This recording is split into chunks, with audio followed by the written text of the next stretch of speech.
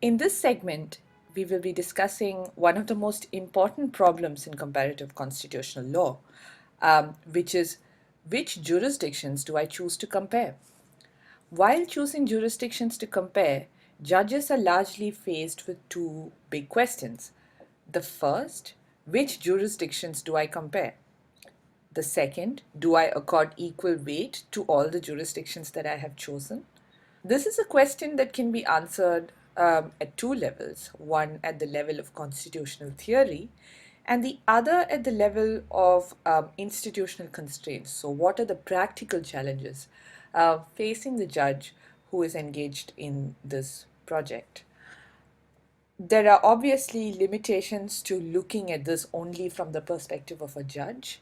So the protagonist of this particular segment is a judge of the Constitutional Court, but it could very well be a member of a parliamentary committee, a member of a constituent assembly engaged in drafting a new constitution, or even a legislature. But we are, for the moment, not concerned with those with those positions. We're only concerned with the particular challenges facing a judge of a constitutional court. Um, so, to sort of expand upon this point, I have laid out three different angles at which to look at this problem. The first I call judicial motivation. The second, institutional constraints. And the third is what I have titled a question of quantity, which goes back to the second big question that I asked. Do I accord equal weight to all the jurisdictions that I have chosen by looking at which jurisdictions you in fact actually choose? So let's go ahead and look at the first question, which is judicial motivation. To understand the problem of judicial motivation, I largely draw upon Sujit Chaudhry's theory of comparative constitutional interpretation. The first question that sort of faces a judge engaged in the project of constitutional interpretation is what motivates a judge to actually turn to comparative law or to international legal materials in order to quote unquote solve the problem at hand. This is largely dictated by the way in which the judge or the bench frames the question as a constitutional issue. It could be about the way in which a right ought to be constitutionalized, or it could be about an existing right in the Constitution. Or it could be about something that's entirely not rights based at all, but still finds a place in the Constitution, such as presidential powers or the Constitution of the Parliament, and so on and so forth. So, now that we've understood what judicial motivation means, there are three different ways in which judges might proceed. The first and the most logical one seems to be that they would pick cases in which similar issues were at hand. Um, so this could either be theoretically or practically addressing cases that address the same issue theoretically or practically.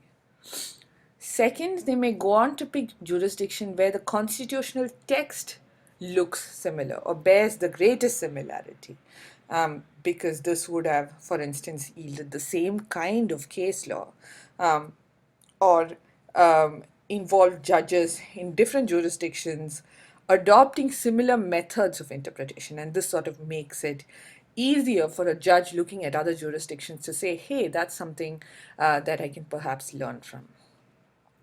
And the third is one in which they, for practical or strategic purposes, they choose a model which they think, or an interpretation that they think could add value to the interpretation that they themselves have sort of decided upon.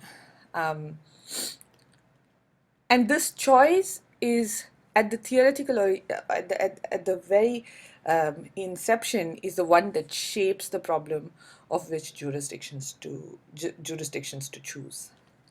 I've given a small example in the accompanying text, which is that of a jurisdiction X, in which there is no right to health in the text of the Constitution, whereas jurisdiction Y includes the right to health in the constitutional text, and there's a third jurisdiction Z, in which the Supreme Court has crafted a right to health through a series of judgments.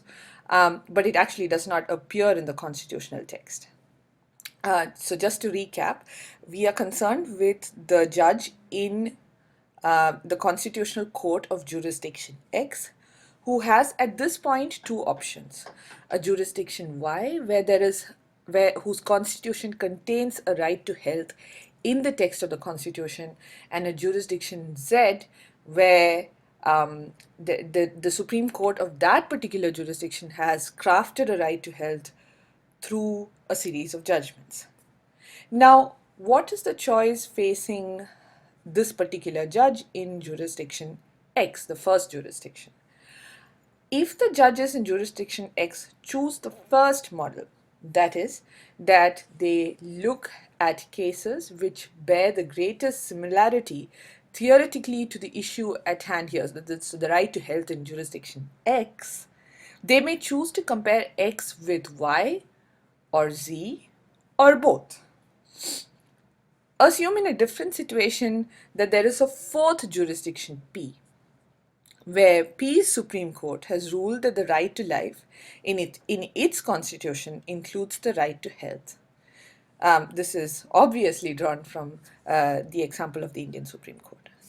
If P's interpretation of the right to health bears a reasoning or context very similar to the one that the judges in X prefer, they may choose P as a comparative study rather than or in addition to Y or Z. So there are sort of two big takeaways from this example, right? That for a judge who is engaged in the enterprise of comparative constitutional law, there are very many different ways in which they may draw upon comparative materials, and this largely goes to the question of judicial motivation. Is the judge persuaded by or attached? Does he attach greater authority to a constitutional text? Does she attach greater authority to a sort of to the reasons given for this particular constitutional interpretation? So that really determines the way in which judges proceed with choosing particular jurisdictions. So just to recap this section, we are looking at the question of judicial motivation as one of the three big questions that are involved when a judge chooses a jurisdiction. So in this particular case, judicial motivation is really about how a judge chooses a jurisdiction, drawing from the way in which his or her own um, court has chosen to frame the issue as a constitutional one. So moving on to the second big question, which is that of institutional constraints. What do I mean by institutional constraints? So this largely goes to the practical challenges facing a judge who is engaged in the enterprise of comparative constitutional law. So whichever one of the judicial motivations the judge possesses, there are certain practical challenges that face this judge. So it could be something as simple, but deeply problematic, like the problem of being literate in more than one system. This could be a question of education, it could be a question of language skills, it could be the difference between the procedural differences between common and civil law systems. It could be any number of things that are sort of that operate at a very sort of practical level. But at a more theoretical level, The project of comparison also assumes that there is a way in which judges can extrapolate a certain kind of best practice by looking at the ways in which institutions have dealt with those particular legal problems. Is there a version of a normative good that is universally or globally acceptable that judges can sort of draw on and use in their own constitutional interpretation? So these are some of the questions that operate at a very practical level. But apart from these general problems that face any scholar of comparative law, there are certain particular challenges that face the student of comparative constitutional law. And I highlight two of them uh, here. The first one is the historical context, and the second one is what I refer to as expressivism. So let's understand the first one, which is the historical context. One of the things that makes it easier at a practical level to compare constitutional interpretations is the historical context. For instance, the US and Indian constitutions were written as revolutionary constitutions, overthrowing a colonial power. So the historical context in which those constitutions emerged are similar, if not the same. Other examples include Latin American constitutions written in the 1980s and 1990s, which mark a transition from authoritarian to democratic regimes. But there are others, like the Basic Law of Israel, where there were no political shifts that accompanied the writing of constitutions. So, logically, it stands to reason that if you look at jurisdictions that have similar historical contexts, that they are easier to compare because the possibilities of finding interpretations of provisions that have similar values or similar motivations are greater than in other cases. So, for instance, it might be easier to compare India and Pakistan rather than, say, India and the US. But of course, given India and Latin America, it might be easier to compare India and the US. So, this is what I mean by looking at the historical context as one practical challenge which might be faced by judges. The second point that I wanted to make here is that of expressivism. So, some of the provisions in a constitutional text are not functional. So, for instance, what I mean by functional is describing the procedure for a writ remedy, for instance, and they may not go to the question of constitutional structures, for instance, what would be the composition of the parliament. Rather, these provisions are expressive. Um, for instance, look at the provision on the abolition of untouchability in the Indian Constitution. This is an effort by the Indian Constitution to reflect its particular aspiration to eradicate casteism. Another example is that of the German Basic Law, which contains what is called the Eternity Clause, which was put in place after the Second World War to prevent easy amendment of the integral provisions of their constitution. Now, these are provisions which are peculiar to these particular constitutional cultures, and these resist easy comparison with other jurisdiction. And this probably makes it much harder practically to draw upon similar kinds of constitutional interpretation. So in this section, I have highlighted two practical challenges. One that makes the project of comparison easier and one that makes the project of comparison harder. To recap, we have just looked at the question of institutional constraints, which is basically about the practical challenges that face judges of constitutional courts while they are engaged in the question of choosing jurisdictions. Finally, we come to the question of quantity, which in some cases might be considered as yet another aspect or yet another practical challenge that judges face. So the third question is essentially this: how many examples do I choose? Do I choose as many as I can? Do I choose one?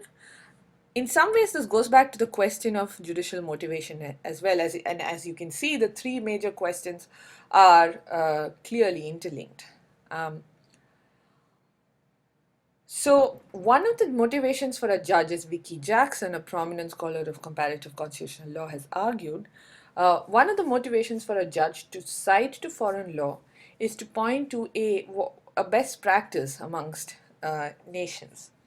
So if you have to show that there is a best practice, it would be much more desirable to argue that there are more nations engaged in this practice than to say that there are less. So theoretically, a judge ought to cite to as many foreign jurisdictions as possible.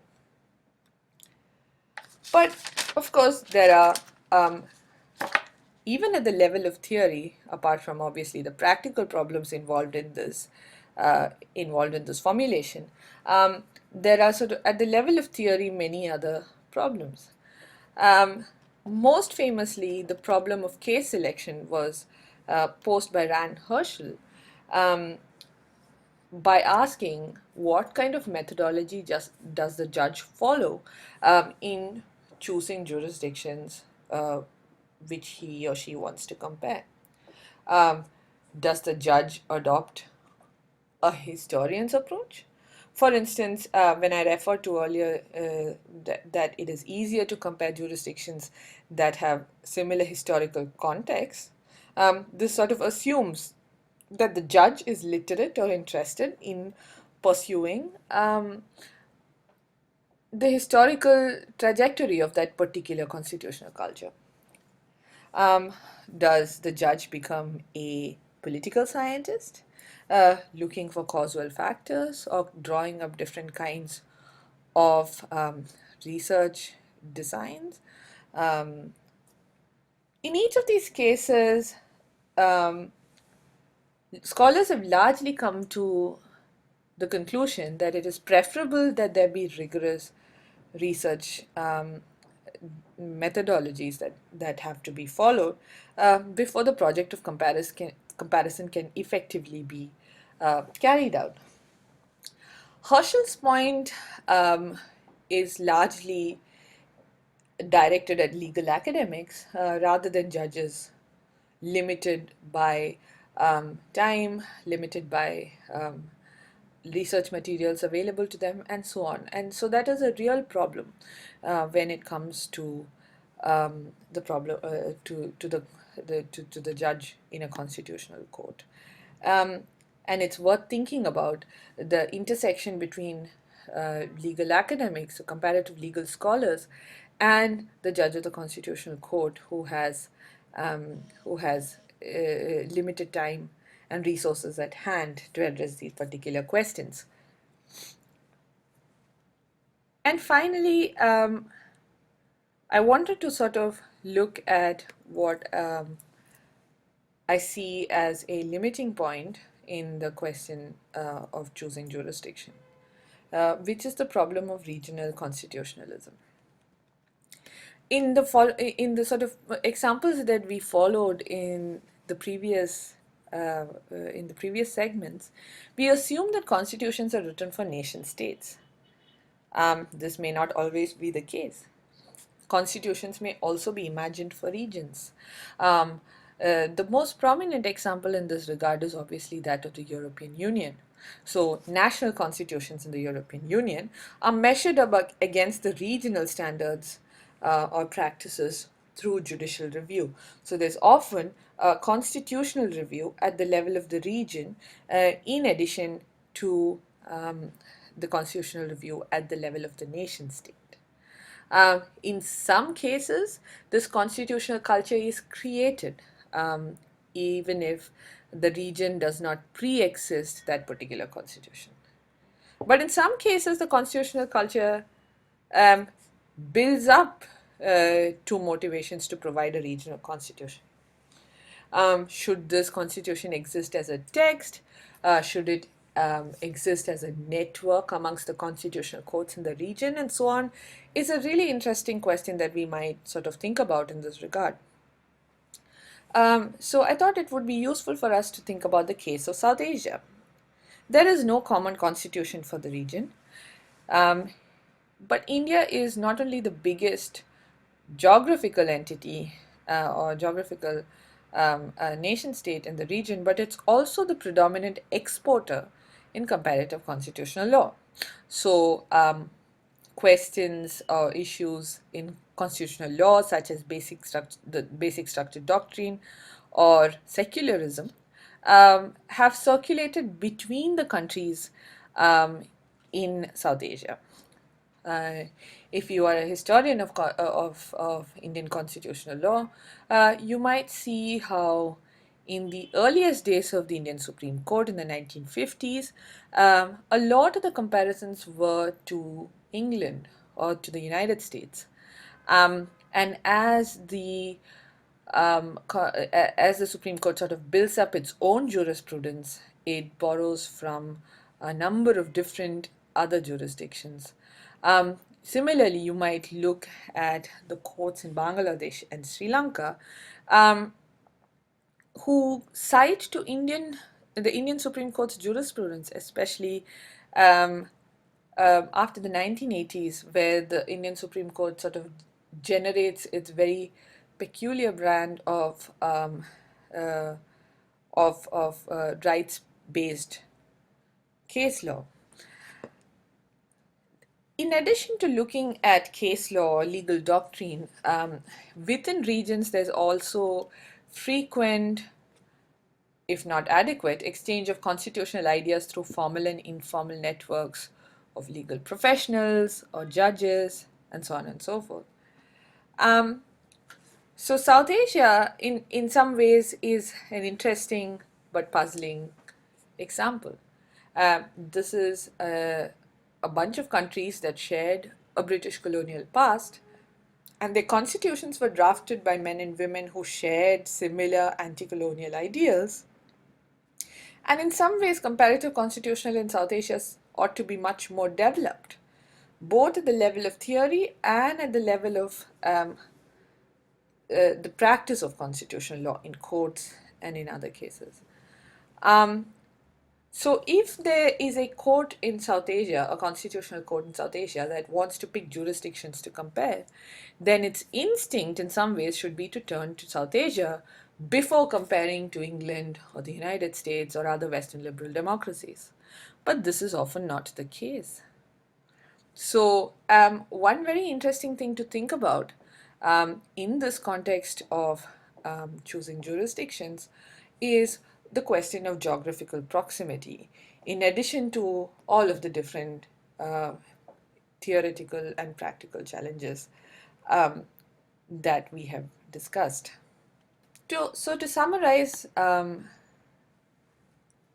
what we have learned in this segment, the idea behind looking at the question of comparative constitutional law from the perspective of the jurisdictions involved in that practice is threefold. One, to understand the theory and practice of choosing jurisdictions for comparative study, to examine some of the biggest debates in the field, and to sort of think about comparative constitutional law not only as a matter of legal doctrine but as an interdisciplinary subject. Now, how did we go about sort of looking at these issues? So, to understand the theory and practice of choosing jurisdictions, we looked at the major questions in choosing jurisdictions from three different perspectives. One is the question of judicial motivation. How does the judge proceed to pick jurisdictions once a constitutional issue has been framed in the case that he or she has at hand. The second, by looking at it from the point of view of institutional constraints. What are the practical challenges that might make the project of comparison easier or more difficult once a judge has decided how he or she is going to proceed with the project of comparison. And third, we looked at the theoretical and practical challenges involved in looking at uh, which jurisdictions do I pick? How do I eliminate the problem of cherry picking, i.e., sort of um, being faced with the charge that I just picked the jurisdictions that I liked? And we moved on to looking at the major debates in the field in each of these three different cases. In the first question that we addressed, that of judicial motivation, we looked, for instance, at Sujit Chaudhary's theory of comparative constitutional interpretation and highlighting how judges might choose to either uh, choose similar cases, choose different cases, or choose interpretations which they think may add value to the thing that they are trying to study with the case at hand. In the second case, that of institutional constraints, we looked at Vicky Jackson's um, seminal essay, which addressed the problem of identifying a best practice amongst nations, and what are the sort of practical challenges involved when a judge tries to extrapolate what he or she sees as a good interpretation to compare to. And finally, we looked at the question of quantity and Rand Herschel's formulation of the question of quantity as a problem of case selection in comparative constitutional law. In this segment, we also looked at the problem of research design and how legal academics and judges may have to work together in order to build up a robust research methodology for comparative constitutional law. And finally, we looked at many of the possibilities for exploring comparative constitutional law as an interdisciplinary subject. So, for instance, when we were discussing the practical challenges that judges face, we imagined that judges would have trouble maybe tracking the cultural context sufficiently or understanding the historical reasons for the ways in which particular constitutional texts have been framed. In many cases, judges might have problems understanding, as well as political scientists do, about the question of causal factors.